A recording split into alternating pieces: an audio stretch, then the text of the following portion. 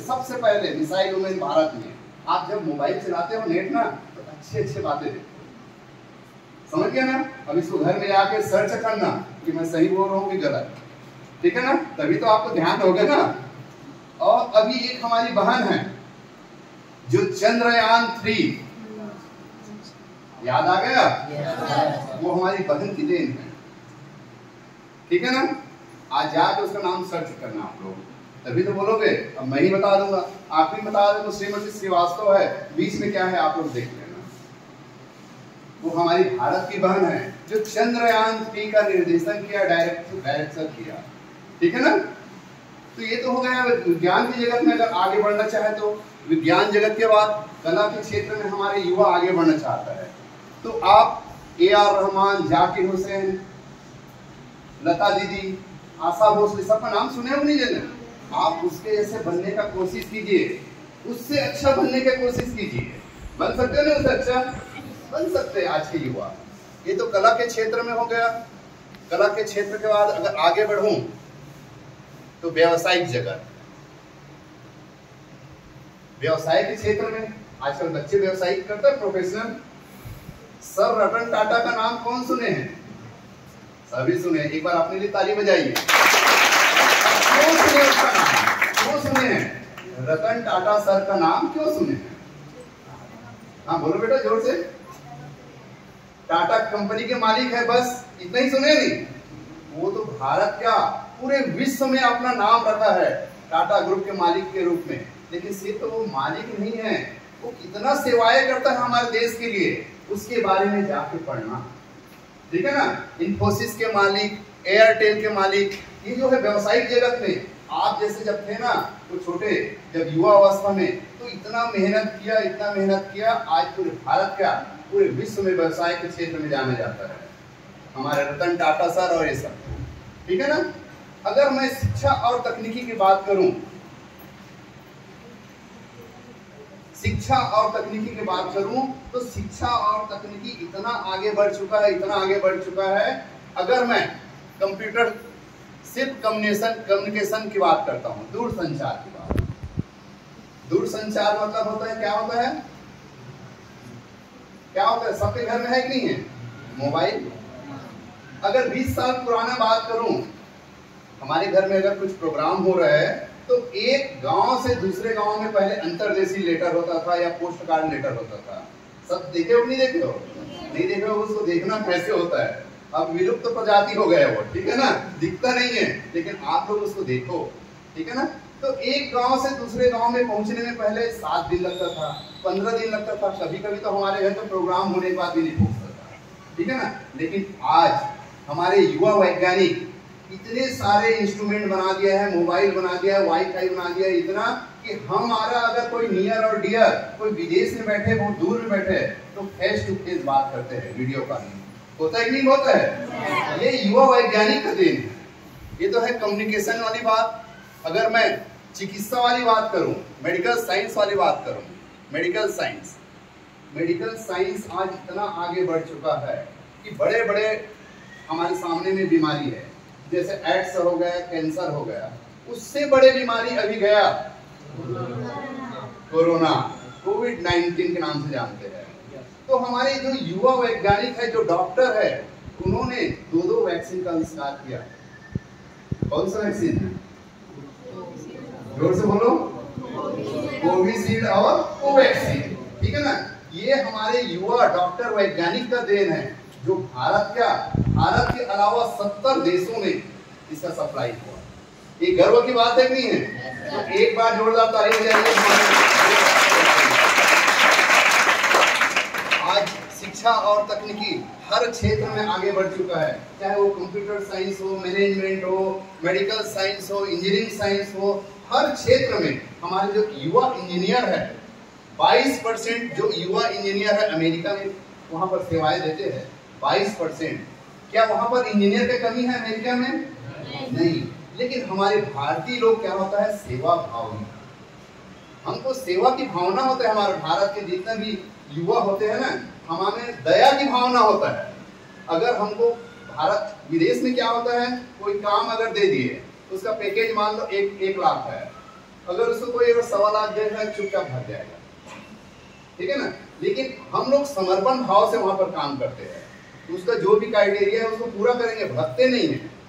सेवा की भावना फूट की भरी है हमारे भारतीय युवाओं में। अब समझ आया कि नहीं है?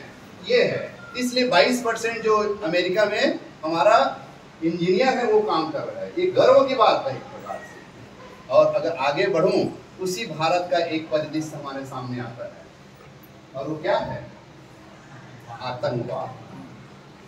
ये भी युवाओं की देन है, ये भी युवाओं की देन है। कभी सुने हो 70 साल के युवा ने, 70 साल के एक युवा ने बम बनाने का काम किया है? सुने हो? बम बनाने का काम, पिस्टल बनाने का काम जो होता है पढ़े लिखे युवा करते हैं, ठीक है ना। पढ़े लिखे रहते हैं, उसमें डॉक्टर, इंजीनियर, MBA, बड़े बड़े साइंटिस्ट लोग रहते हैं, बम बनाने का काम और ये सब। लेकिन क्यों उधर चले जाते हैं? क्योंकि उसका माइंड डिस्ट्रक्शन की ओर चले जाता है, तोड़ फोड़, लड़ाई झगड़ा, क्योंकि उसको संस्कार नहीं मिल पाता। समझ आए? क्या नहीं मिल पाता? संस्कार नहीं मिल पाता, इसलिए वो आतंकवाद की ओर चले जाता है। आज युवाओं के बीच में बहुत सारी समस्या है, और वो क्या है?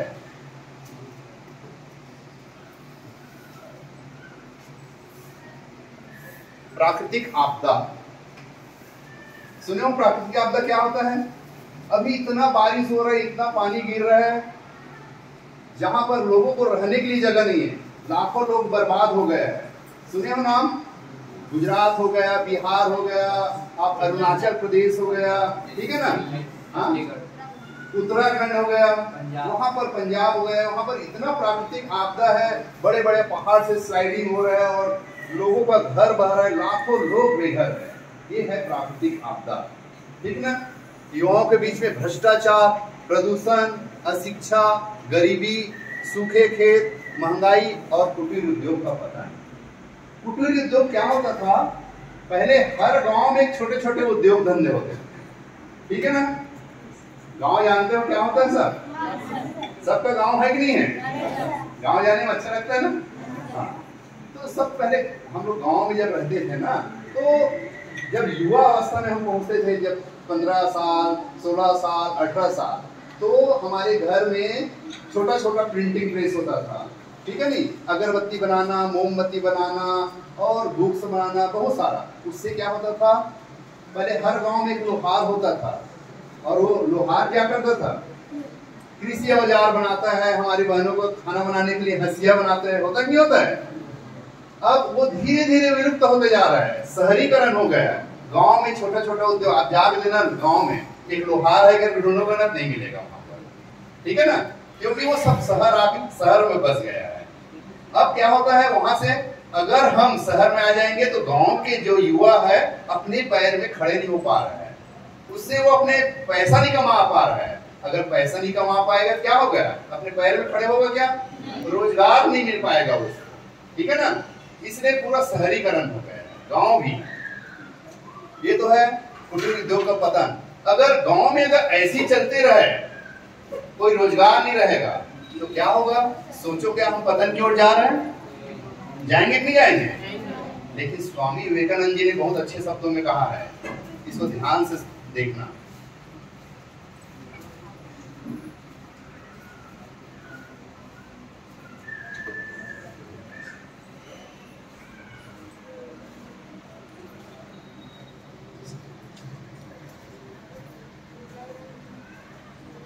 स्वामी विवेकानंद जी ने कहा है, आगे बढ़ रहा है,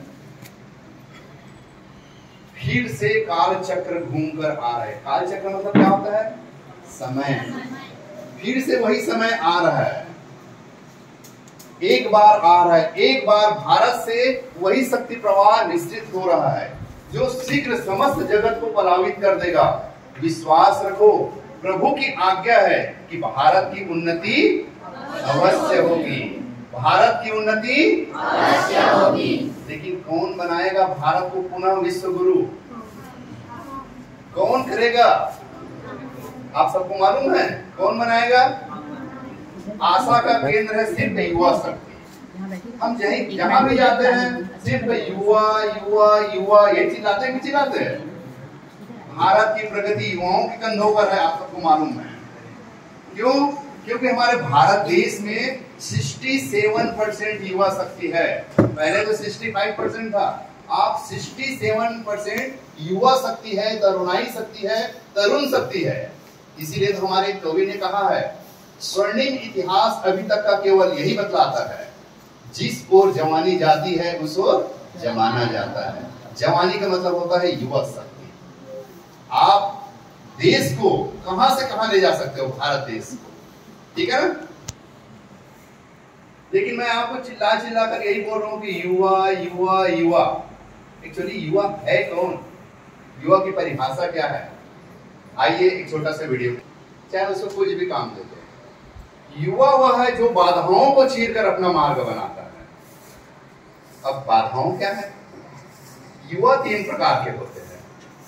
जैसे एक युवा अपने रूम में बैठे हैं, सोए हैं, एक युवा अपने रूम में सोए है और एक सांप आ गया, तो युवा का चलेगा कि सांप का चलेगा? सांप का चलेगा, क्योंकि युवा सोए हुआ है। दूसरा युवा होता है, वो युवा अपने बिस्तर में बैठा है रूम में और एक सांप आ गया, तो युवा क्या करेगा मानो? सिर्फ चिल्लाएगा, बचाओ बचाओ बचाओ, ये तो पड़ोसी के घर से आए, ये नगर निगम की गंदगी के कारण आए हैं, ये उसके कारण, सिर्फ दोषारोपण करेगा। होता नहीं होता है? आजकल के युवा को देखना, हड़ताल करने जाता है, होता नहीं होता है? उसको पूछो बेटा हड़ताल क्यों कर रहे हो? अरे मेरे को नहीं मालूम, मेरे को बुलाया इसलिए मैं आया हूँ चिल्लाने के लिए। होता नहीं होता है? वो सिर्फ युवा चिल्लाने का काम करता है, दूसरा युवा।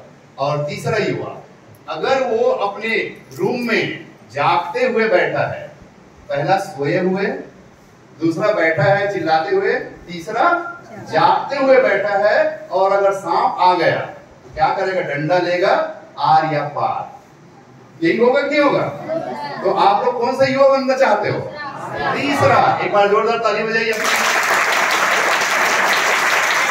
जो युवा है ना, बाधाओं को चीर कर अपना मार्ग बनाता है, उसके सामने आप चलते रहो, सांप आए चाहे कुछ भी आए, बस हटा देंगे, ठीक है ना। बस यही है, युवा परिस्थितियों का दास नहीं होता। जैसे आपको स्कूल आना है, एक ऐसे परिस्थिति आ जाता है कि पानी गिर रहा है, अब मेरे को स्कूल नहीं जाना है, होता कि नहीं होता है? कोई भी परिस्थिति आ जाए, युवाओं परिस्थितियों का दास नहीं होता, वो तो खुद निर्माता होता है, नियंत्रण करता होता है, और स्वामी खुद युवा होता है। अब आपको डिसाइड करना है कि आपके स्कूल एक नदी के उस पार है, तो कैसे परिस्थिति भी आ जाए, लेकिन आप निर्माता हो, नियंत्रण करता खुद हो युवा, आपको कैसे जाना है वहां पर? युवा भाग्य पर नहीं, अपने कर्म पर विश्वास करता है, ठीक है ना। जैसे आप लोग का स्कूल में अभी एग्जाम होगा, एग्जाम के समय हमारे कौन कौन जाता है नारियल पकड़ के मंदिर? जाते हो क्या? नहीं। आप अगर पूजा करोगे तो पास हो जाओगे क्या? नहीं। बिल्कुल नहीं। पूजा करने से पास नहीं होता, पूजा करने से, मंत्र बोलने से, हमारे मंत्र शक्ति जो होता है ना, गायत्री मंत्र बोलते हैं, या कोई भी वो गायत्री मंत्र हो गया, महामृत्युंजय मंत्र हो गया, ओम नमः शिवाय, उससे क्या होता है? एक धारा प्रवाह निकलता है। मंत्र में एक धारा होता है जो एक लय बनते हुए सूर्य तक जाता है, और सूर्य से डायरेक्ट हमारे शरीर के अंतःकरण में वापस आता है, ठीक है ना। उससे हमारी बौद्धिक विकास होता है और हमारा शारीरिक विकास होता है। मंत्र से आपको गौरव महसूस करता है और विश्व में कुछ अनूठा करना चाहते हैं। जैसे हमारी बहन